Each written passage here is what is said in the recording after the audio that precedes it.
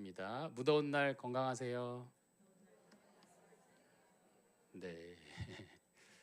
우리 오늘은 당신은 누구십니까? 라는 제목을 가지고 하나님의 말씀 함께 나누도록 하겠습니다. 우리는 여러 차례 출애굽기를 통해서 하나님이 이스라엘 백성들에게 시내산에서 허락하신 율법들에 대해서 살펴봤습니다. 그들은 일반적인 삶을 사는 사람들이 아니었습니다. 왜냐하면 그들은 하나님의 백성이 되었기 때문입니다. 우리의 삶도 마찬가지입니다. 우리의 정체성도 예수 그리스도를 만난 이전과 이후가 달라질 수밖에 없는 이유는 우리가 그분의 소유가 되었기 때문입니다. 하나님은 우리를 구원하실 뿐만 아니라 주님의 방식대로, 주님의 법대로 우리가 평생 살아갈 수 있게 인도해 주시는 능력의 하나님입니다. 한편 우리는 우리가 원하는 구원을 떠올릴 때가 있습니다. 내가 힘든 곳에서 어려운 곳에 있었다. 그러니까 하나님께서 나를 건져서 편안한 곳으로 인도하셨으면 좋겠다. 바로 그게 우리가 원하는 구원입니다. 이스라엘 백성들 하도 애굽 노예 생활에 익숙해져 있었을지 모르겠지만 그래도 마음 한켠에는 자유롭게 살고 싶다라는 마음은 아마 있었겠죠. 그들이 바라는 것은 무엇이었을까요? 우리가 이런 고난과 핍박 가운데서 벗어나서 우리도 마음껏 내가 원할 때 일하고 원할 때 쉬면 좋겠다라는 마음을 그들이 가졌을 것 같습니다. 사랑하는 성도 여러분, 우리가 마음에 어려움이 찾아올 때, 고난 가운데 있을 때 하나님께 나아가는 은혜가 있길 축복드립니다. 하나님은 우리의 삶 가운데 어려움을 통해서도 고난을 통해서도 주님께로 향하게 하시는 분입니다. 근데 우리 성도님들도 다 겪어봐서 아시겠지만 모든 사람들이 어려움을 겪었다라고 해서 성숙해지는 것은 아닙니다.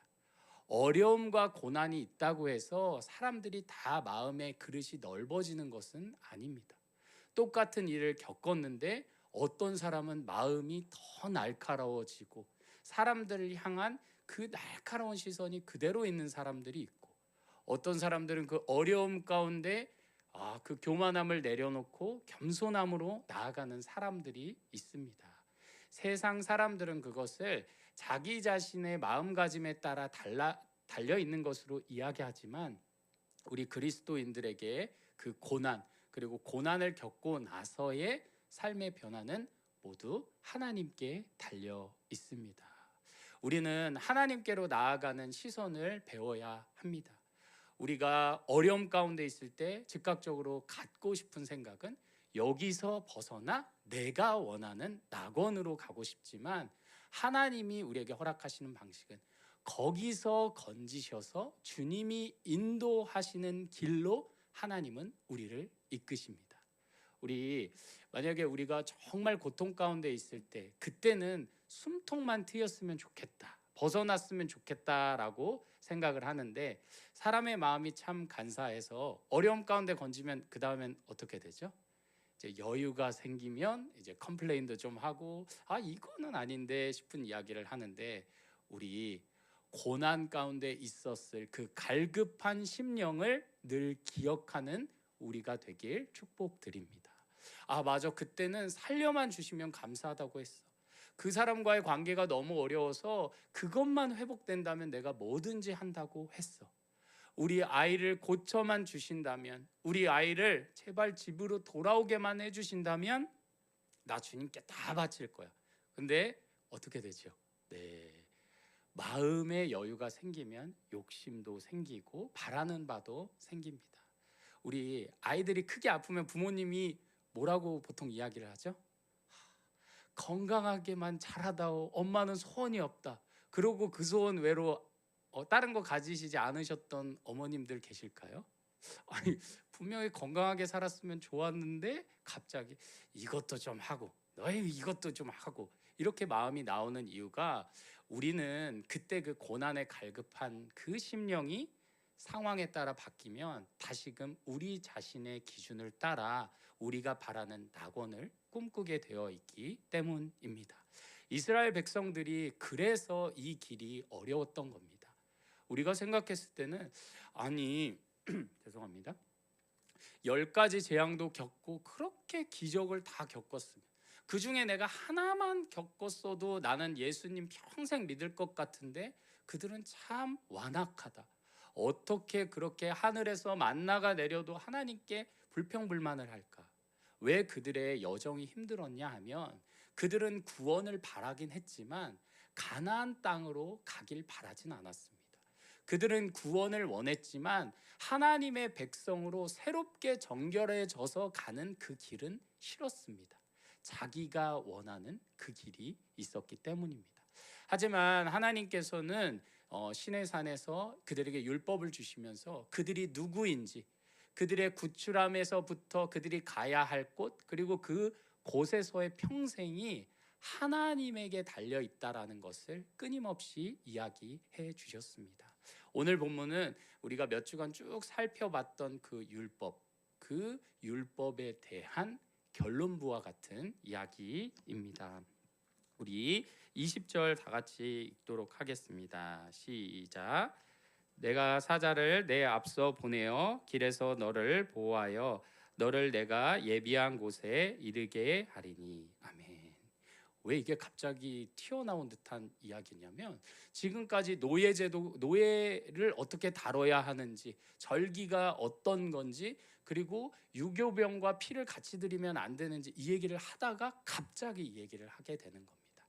앞에 내용과 달라지는 이유는 율법을 다루고 있는 이 내용 앞뒤로 하나님은 말하고자 하는 바가 분명하셨습니다. 우리 이와 관련해서 앞에 언약법을 주셨을 때의 서론부와 같은 출애굽기 19장 3절에서 6절을 이제 화면 보시고 다 같이 읽도록 하겠습니다. 시작.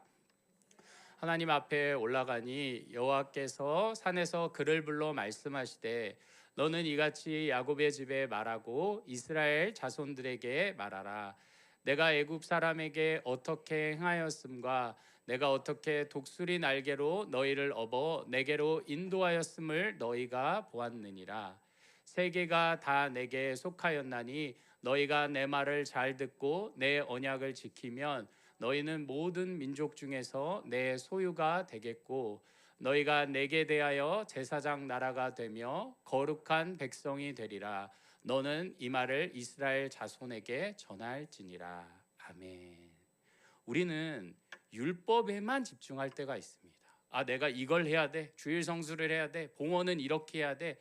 예배할 때 마음가짐은 이래야 돼. 봉사는 이렇게 해야 돼. 라는 마음에 집중을 하는데 하나님은 우리가 항상 누구인지 어떤 자의 소유가 된 자인지를 묵상하기를 원하십니다. 그러기에 앞뒷부분에서 하나님 말씀하시는 건 나는 천하 만물을 지은 능력의 여호와인데 내가 너를 택했어. 너희가 내 말을 잘 들음으로 내 소유된 백성으로 살아가야 한다라는 것을 강조해서 이야기하고 있는 것입니다. 우리가 선하게 사는 것 좋습니다. 착하게 사는 것 좋습니다. 하지만 그것이 우리로부터 나온 것이라면 어떻게 보면 의미가 없을 수 있습니다. 우리가 선을 행하는 이유는 오직 내가 하나님의 백성이고 소유가 되었기에 내가 원하는 낙원이 아니라 하나님이 이끄시는 낙원을 향해 나아가는 자이기 때문에 주님의 말씀을 내가 들어야 하는구나 라고 우리가 꼭 기억을 해야 할 것 같습니다.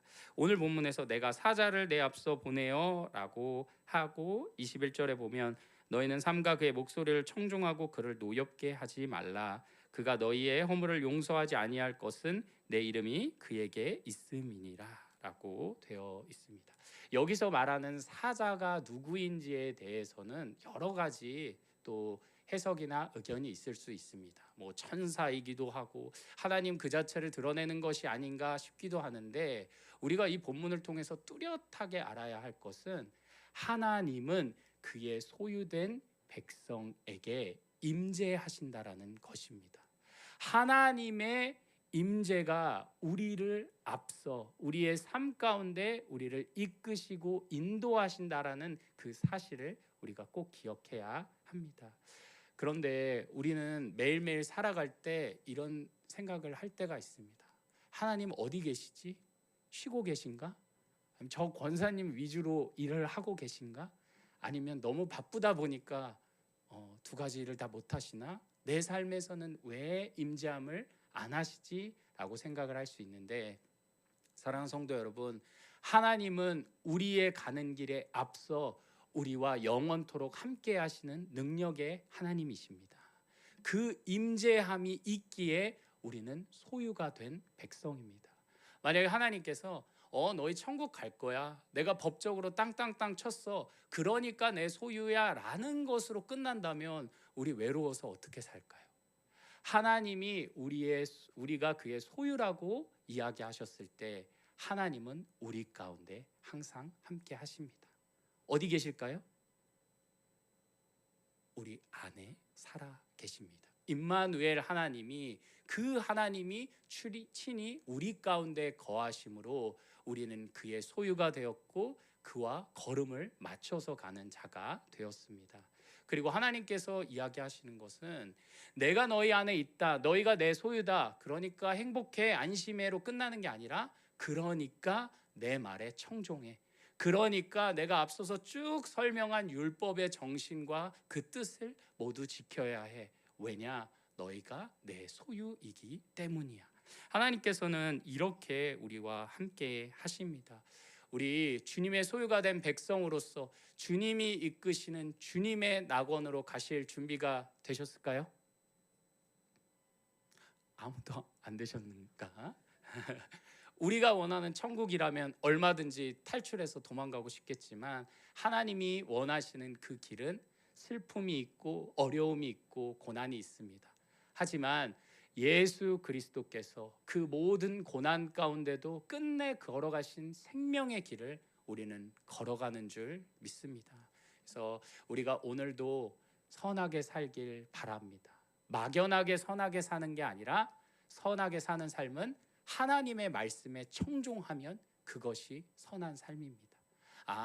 내 기준으로 생각하는 게 아니라 하나님 말씀대로 행하면 선한 것이구나. 선한 것은 주관적으로 적용되는 게 아닙니다. 만약에 선한 것이 주관적 감정이라면 우리가 세상 사람들을 향하여 당신들은 죄인입니다, 천국 가기 위해서 예수 그리스도를 믿어야 합니다라고 하는 게 얼마나 그들에게는 주관적으로 불쾌한 이야기일까요? 기분이 나쁜 이야기죠. 하지만 그 모든 명령이 선한 이유는 하나님이 하라고 하셨기 때문입니다. 사랑하는 성도 여러분, 하나님의 소유가 된 백성으로서 하나님의 법을 즐거이 따르시는 우리 성도님들이 되시길 축복드립니다. 이처럼 하나님께서는 자, 너희들은 내 소유야 라고 멀찍이 떨어져 계신 게 아니라 친히 임재하신다고 하셨습니다. 그리고 하나님께서는 임재하시기만 하는 게 아니라 우리가 그의 법을 따라 살아가게끔 우리에게 명령하시는 분이고, 그리고 하나님은 어떤 분이냐? 멀리 떨어져 계신 분이 아니라 우리의 앞길 가운데 우리의 대적들을 미리 물리치시는 능력의 하나님인 줄 믿습니다. 오늘 본문 우리 22절, 23절 같이 읽도록 하겠습니다. 시작.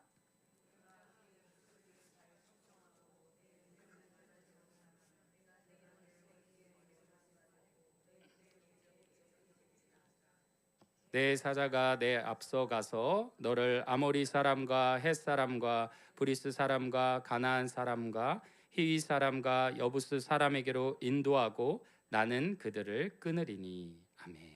네.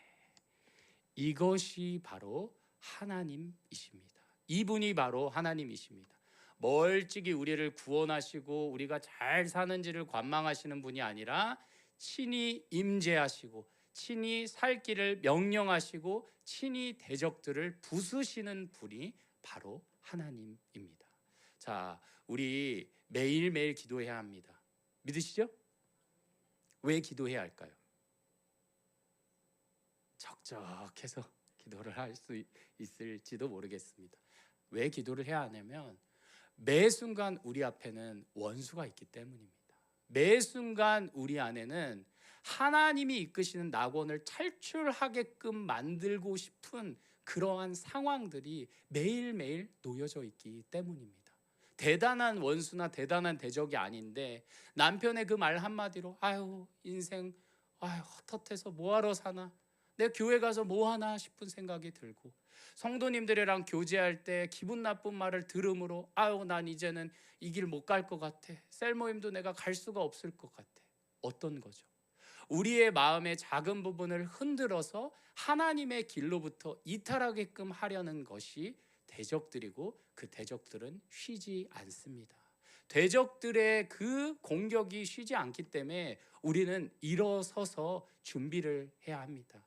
우리는 모두 하나님이 지정하신 십자가 군병입니다. 믿으시나요? 자, 군병처럼 믿으시나요? 네, 씩씩하셨습니다. 우리가 십자가 군병입니다.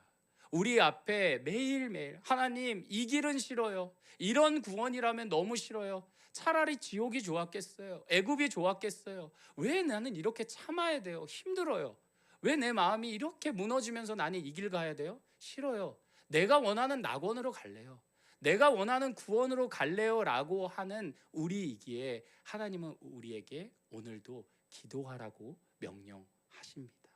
예수님께서 정말 땀방울이 피가 되도록 기도하셨던 이유, 그리고 제자들이 꾸벅꾸벅 졸면서도 너희가 기도를 해야 한다라고 하는 이유는 나 무서워, 두려워, 외로워, 그러니까 너희도 같이 기도하자가 아니었습니다. 너희 지금 기도하면 믿음의 그 시험을 통과할 수 없어, 너희들은 나를 끝내 부정하고 말 거야, 하나님의 힘을 달라고 기도해야지, 버텨야지. 사랑하는 성도 여러분, 우리는 이렇게 살아야 하는 존재들인 줄 믿습니다. 하나님의 소유가 되면 우리의 정체성도 바뀌고, 우리의 삶의 기준도 바뀌고, 우리가 살아가는 삶의 방향도 바뀝니다. 그러니까 오늘도 우리 마음 가운데 편한 길, 넓은 길, 내가 원하는 낙원과 구원의 길을 쫓고 싶은 그 마음을 내려놓고 원수를 이미 무찌르신 하나님의 능력을 따라 마음을 굳건히 하시고 다잡으시는 은혜가 있길 축복드립니다. 매일매일이 영적 전쟁을 감수해야 하는 날입니다.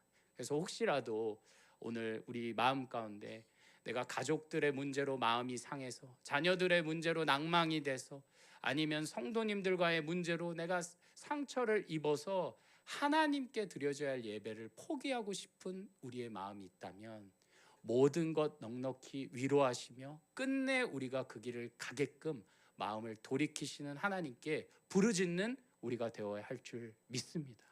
우리는 십자가의 그 길을 결코 포기할 수 없습니다.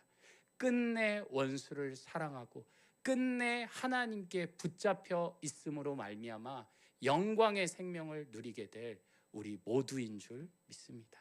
그래서 이번 한 주 살아가는 그 시간 동안도 하나님의 소유가 된 자로서 그 믿음의 길 묵묵히 걸어가므로 우리가 원하는 구원의 길이 아니라 하나님이 정하신 그 생명의 길을 따라 걸어가는 우리 귀한 성도님들의 삶이 되길 주님의 이름으로 축복합니다.